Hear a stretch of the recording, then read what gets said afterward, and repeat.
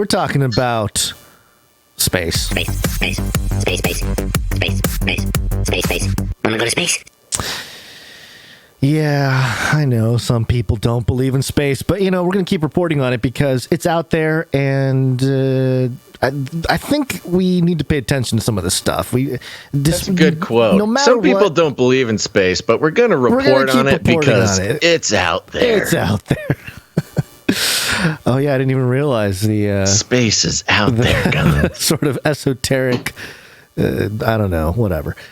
Dot connections. Okay, so this is timeout.com in the headline here, which is bizarre news story of the day. Thanks.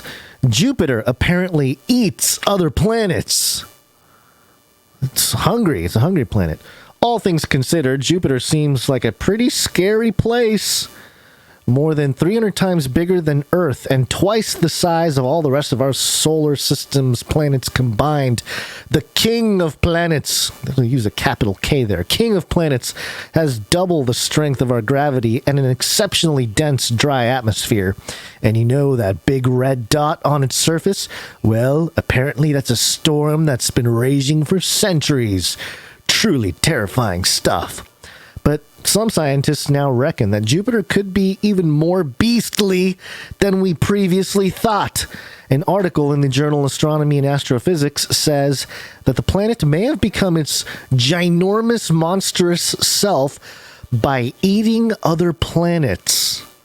The paper suggests that Jupiter has the remains of other planets hidden inside it. While the theory that Jupiter was born out of other planets has been around for a while, a clearer picture was revealed after the planet's infamous gases temporarily parted. And NASA's Juno space probe was able to get some data about its core. The data was able to give scientists a better idea of what Jupiter looks like under its massive gas clouds. Apparently, the chemical makeup of the planet's core indicates that Jupiter likely swallowed up lots of smaller planets called planetesimals and space rocks to boost its own growth, which makes you pretty glad that Earth is a solid 742 million kilometers from Jupiter, eh? If you're interested in learning more, do science. So that's the story. Jupiter apparently eats other planets, which sounds scary. They talk about how scary Jupiter is and all this kind of stuff. And you're not back yet. Okay, well, I'm going to continue. And I have. I'm here. I'm here. Okay, you're there, but you're not video, so it's okay. Not yet. So, this just reminded me, we haven't heard, when we hear about space, a lot of it is Mars, a lot of it is Moon, or, some distant exoplanet that it reads as a little blip on a machine somewhere.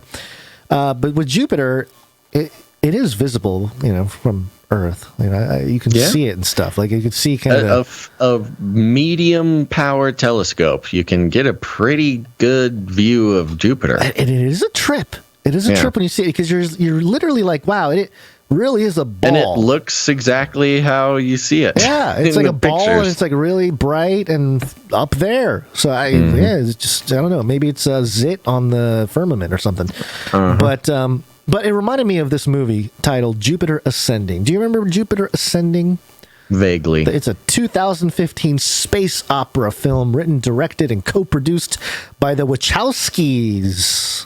Yeah. Famous for The Matrix. Not a good movie in terms of acting and all that. It was actually horrible when it comes to all that.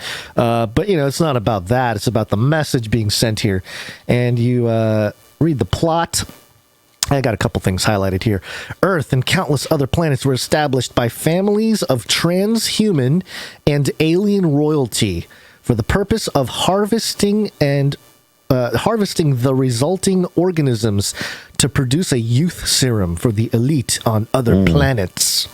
So kind of, I do remember, I think I made a video about this. It's like an adrenochrome allegory. Kind of, but there's also like a rapture kind of thing, because there are some like rites and stuff from the king of Jupiter or whatever to harvest Earth, like the humans of Earth.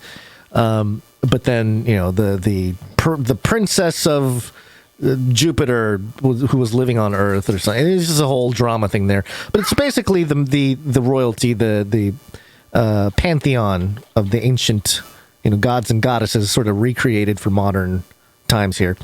But so the big red spot is in this movie, and there's a refinery in the big red spot, and it's being controlled by a guy named Balaam. And Balaam later on demands Earth in exchange for Jupiter's family. And realizing that Balaam cannot harvest Earth without her permission, Jupiter refuses. And by the way, Jupiter runs around with a character named Cain Wise. Okay, like Cain and then Wise. Actually, I'm typing. Like Sophia. And then Cain infiltrates the refinery and damages its gravity hull, causing the refinery to begin collapsing. And then Jupiter's family is returned home with no memory of her disappearance, while Jupiter secretly retains ownership of the Earth. So it's about this princess that finds out that she's basically the princess of Earth. And then Cain's rank in the Legion is restored, and he and Jupiter begin a relationship. Jupiter being the princess who is the queen of Earth, but also is Jupiter. It's really confusing. But the point is that it just reminded me of this film where, Jupiter is host of this alien race that harvests living organisms that evolve on planets and create a life serum out of it. Kind of Soylent Greenish meets Matrix meets Star Wars. It's just kind of all over the place. So anytime they bring up Jupiter and any kind of narrative, I think of that movie, especially in the context of Jupiter being the king of planets and how it eats other planets and so scary. It's the king of all the planets. Be afraid. Be afraid. Actually, I'm not afraid of any kind of. Good. And Jupiter being sort of the Greek analog to Satan. Yep. Is an interesting 100%. concept. Yes. There's also what is it?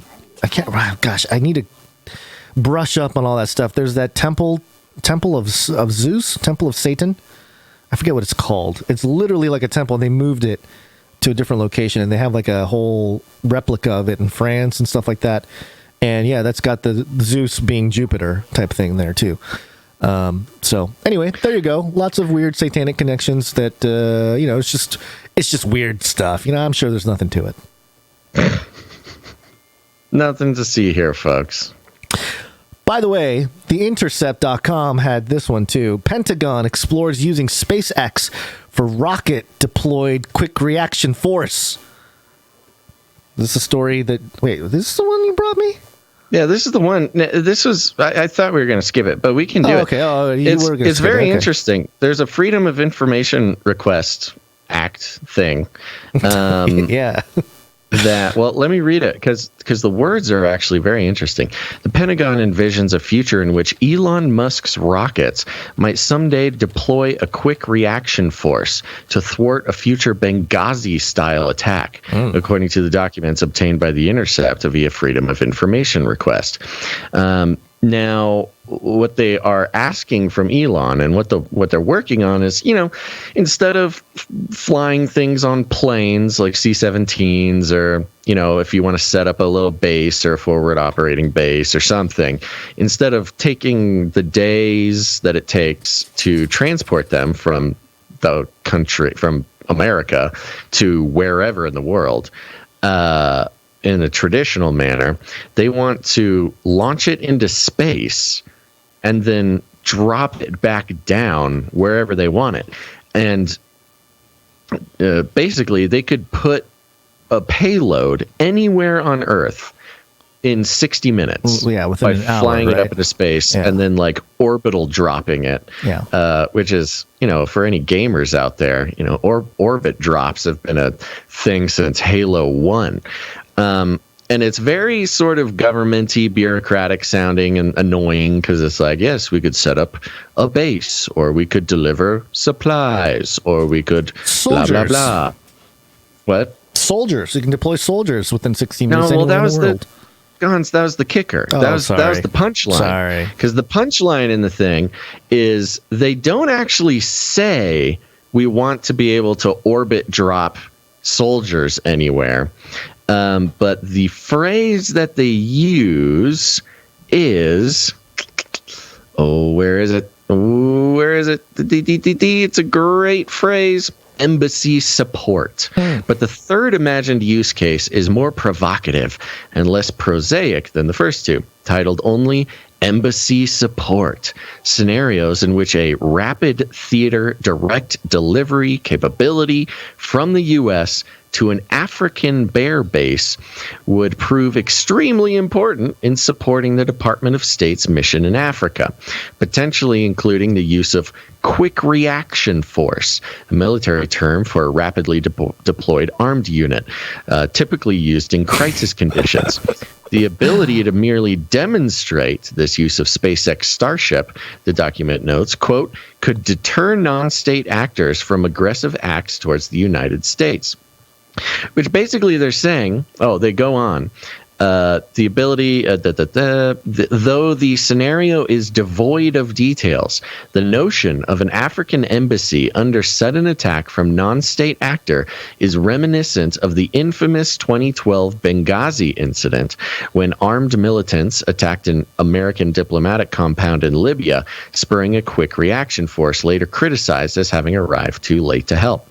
So they not only do they want the ability to launch basically a squad of super soldiers into space and then land them directly in in a sensitive zone on Earth, but they want non-state actors to know that they could do that. This idea of drones is one thing. Like, you got people scared all over the world that an American drone could be a mile up and they would never see it, and a missile just hits them and then boom, and then it's all over. So you better be good. But the idea of like an orbital landing pod filled with American cyber super soldiers could land within an hour anywhere on Earth. I was brought back to Millie giving his speech at West Point about basically describing the video game Halo and how that's how we're going to be fighting wars extremely soon. And this idea that they are already working on orbital drops, tactical squadron orbital drops from space to be anywhere on Earth in 60 minutes is pretty incredible. I mean, when you think about the rate at which the world is changing in our lives, Guns, it's going from sci-fi video game to reality in in a decade, a little over a decade, I guess. This also, I'm sorry, Basil, but it really negates the whole idea of trying to be off-grid. If they could get super cyberspace soldiers to launch anywhere and land anywhere within an hour, you can be anywhere. They can already put soldiers anywhere they want. I know, but just the speed at which they can, this just makes the decision of the president or whoever. Yeah, well, quicker, you better be a big enough threat to constitute spending $1 billion launching a rocket into space to land your super soldiers in an hour. I mean, the technology is pretty incredible, I guess, is, in our field where we've been talking about, energy weapons and sound weapons and all the funky, weird weaponry that, the technologies we don't even know about. The fact that they are working on and pretty much already have the capability to just land a squadron anywhere on Earth within 60 minutes from the homeland is pretty impressive. But why even need humans is the thing. You just load it up with some robots. Yeah. I love that in the article here it mentions how this dream of, some kind of military, dropping out of the sky. It reaches back as far back as the Nazis. Oh, here it is. It says, The document nods at another potential hitch. Are other countries going to let SpaceX military rockets drop out of space and onto their turf? The unrealized vision of American Starship Troopers is not a new one. As far back as the 1950s, Nazi rocket scientist turned American space hero Werner von Braun pondered transporting U.S. troops via rocket. In the 1960s, defense contractor Douglas Aircraft pitched Project Ithacus, a spacecraft carrying 1,200 soldiers to their destination in an hour. So, yeah there's definitely some precedent set there, starting with the Nazis. How great is that? Yeah, I mean, this is Elon, internet celebrity / billionaire / technocrat, who, by all accounts, is just a straight-up military-industrial complex contractor. Product. He is just he's really, at this point, with Starlink and Ukraine and with all the other things he's got going on, he's basically just like another Raytheon or, Halliburton or something. But even more so when he's launching squads into space and delivering them anywhere around the world is it's a detail that it kind of gets missed among all of his PR, is that he basically is creating a space capable war machine for the United States military. Yeah. So, I often talk about this in the context of biblical prophecy in Revelation 13, how because people talk about, don't take the mark and all this kind of stuff. But, we've brought it up before, the consequences of not taking the mark. It's not just, you can't buy or sell.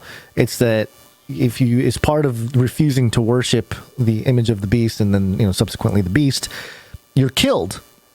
And it's like, okay, well, how would they do that? They would need a very robust surveillance apparatus to find out if you have taken the mark or not. But then also some kind of killing machine that can deploy to your location in a very short time, anywhere in the world, if you refuse worship and thus be killed. So, in terms of the technology to fulfill biblical prophecy, this could be of use to such a scenario where certainly would. You deny something, would fit the mold, and you're killed. But before it was like, hey, Antichrist is all the way over there in the Middle East. They're not going to get to us out here, in wherever you are, in New Mexico, in the deserts or something. But no, just be like, get called Elon Musk.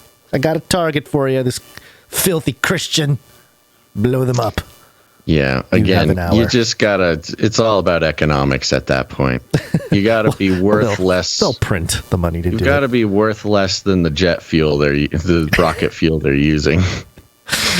That would be funny if it's like, biblical prophecy about to be fulfilled, except this can't be the false prophet. He's very, very tight on cash. He's very frugal. Very frugal Antichrist.